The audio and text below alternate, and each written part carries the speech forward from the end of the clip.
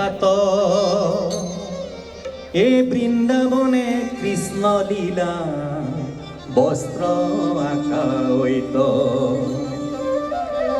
শংকৰে বুলিলা বহু আয়োজন লাগে বস্ত্ৰত তুলিলে সূতা লাগে ভাগে ভাগে চিন্তা নকৰিবা গুৰু বুলিলা ৰাজন যত মানে লাগে দ্ৰব্য আৰু আয়োজন পাত বাউহি হন্তে গুৰু তাতি কুচি আঁকি কাপোৰ বইলা গুৰু তাতি কব আনি লেখা অনুযায়ী সূতা আনি ভাগ কৰি বস্ত্ৰ বুনিবাক লাগি গুণিলা শ্ৰী হৰি বস্ত্ৰ বুনিবাক লাগি গুণিলা শ্ৰী হৰি।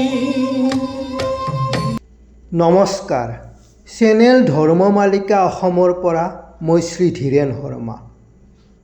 প্ৰথমে মই পবিত্ৰ বৃন্দাবনী বস্ত্ৰৰ বিষয়ে সংক্ষেপে ক'ব বিচাৰিছোঁ। মহাৰাজ নৰনাৰায়ণ আৰু চিলাৰায়ৰ ৰাজসভাত এদিন ৰজাই মহাপুৰুষ শংকৰদেৱক চিত্ৰত বৃন্দাবনী লীলা ফুটাই তোলা সম্ভৱপৰ হ'বনে বুলি প্ৰশ্ন কৰিলে। মহাপুৰুষ শংকৰদেৱে ক'লে, অসম্ভৱ নহয়। যদিহে বিচৰা মতে ৰং বিৰঙী সূতা পোৱা যায় তেনেহ'লে 4 মাহৰ ভিতৰত এক চিত্ৰ বস্ত্ৰ বৈ উলিয়াব পৰা যাব। ৰজা নৰনাৰায়ণে এই কথা শুনি বৰ সন্তোষ পালে আৰু লগে লগে লাগতিয়াল সকলোখিনি যোগাৰ ধৰিবলৈ হুকুম জাৰি কৰিলে। মহাপুৰুষ শংকৰদেৱে পাটবাউসীলৈ আহি তাঁতীকুছিৰ সকলো তাঁতীক মতাই আনিলে আৰু ৰাজ আদেশ শুনালে। তাঁতীসকলক ভাগে ভাগে কামত লগাই দিলে আৰু সদায় নিজে তাঁতীকুছিলৈ গৈ কামৰ তদাৰক কৰে।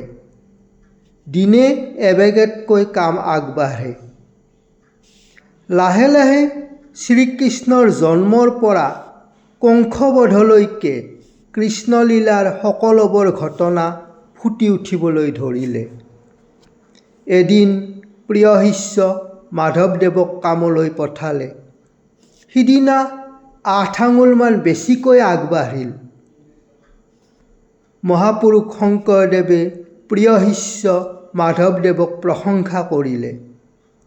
সিদিনাৰ পৰা মাধৱদেৱক বঢ়াৰপ বোলা হ'ল।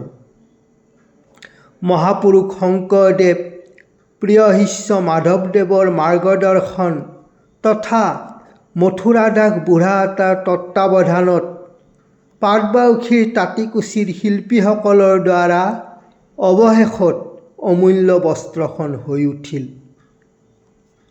বস্ত্ৰখন ইমান দীঘল, বহল আৰু গধুৰ হৈছিল যে সামৰি সুতৰি পাটবাউসীলৈ দাঙি আনোতে 60জন লোকৰ প্ৰয়োজন হৈছিল। বৃন্দাবনী বস্ত্ৰখনত ভগৱান শ্ৰীকৃষ্ণৰ শৈশৱৰ দৃশ্য, ভগৱান শ্ৰীকৃষ্ণৰ 10টা অৱতাৰৰ অংকিত দৃশ্য, বৃন্দাবনী লীলা দেখি জীৱন সাৰ্থক হোৱা বুলি ভাবি সকলোৱে মূৰ দোৱালে।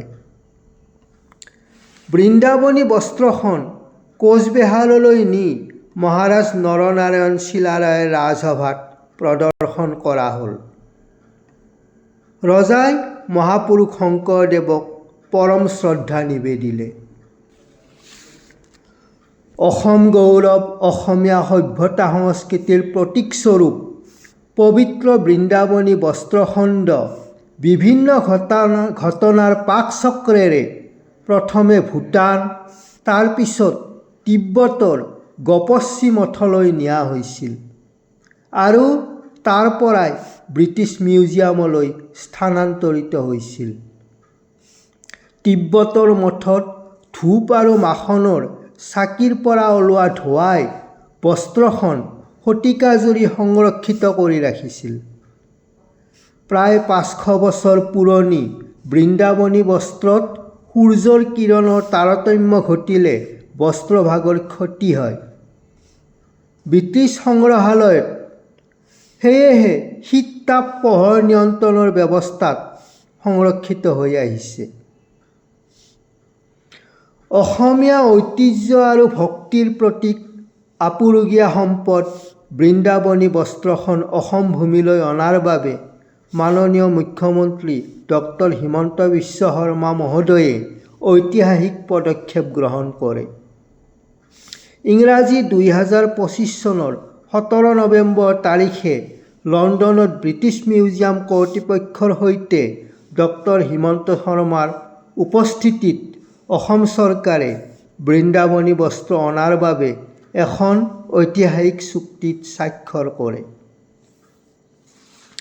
বৃন্দাবনী বস্ত্ৰ বিদেশৰ পৰা অসম ভূমিলৈ আহিব। ইংৰাজী 2026 চনৰ 22 ফেব্ৰুৱাৰী তাৰিখে পবিত্ৰ বৃন্দাবনী বস্ত্ৰ প্ৰদৰ্শনৰ বাবে খানাপাৰাৰ সাংস্কৃতিক সংগ্ৰহালয়ৰ প্ৰকল্প নিৰ্মাণৰ শুভাৰম্ভ কৰে অসমৰ মাননীয় মুখ্যমন্ত্ৰী ডক্টৰ হিমন্ত বিশ্ব শৰ্মা মহোদয়ে। অসম চৰকাৰৰ আহ্বান মৰ্মে JSW গ্ৰুপে প্ৰতিষ্ঠানৰ সামাজিক দায়বদ্ধতা আঁচনিৰ অধীনত অত্যাধুনিক সংগ্ৰহালয়টো নিৰ্মাণ কৰিব।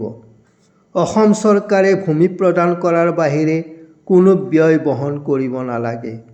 জিন্দাল গ্ৰুপে সংগ্ৰহালয়টো নিৰ্মাণৰ সকলো ব্যয় বহন কৰিব। অসম গৌৰৱ বৃন্দাবনী বস্ত্ৰখন 2027 চনত অসমলৈ উভতি আহিব আৰু আমি প্ৰত্যক্ষ দৰ্শন কৰিম। ধন্যবাদ।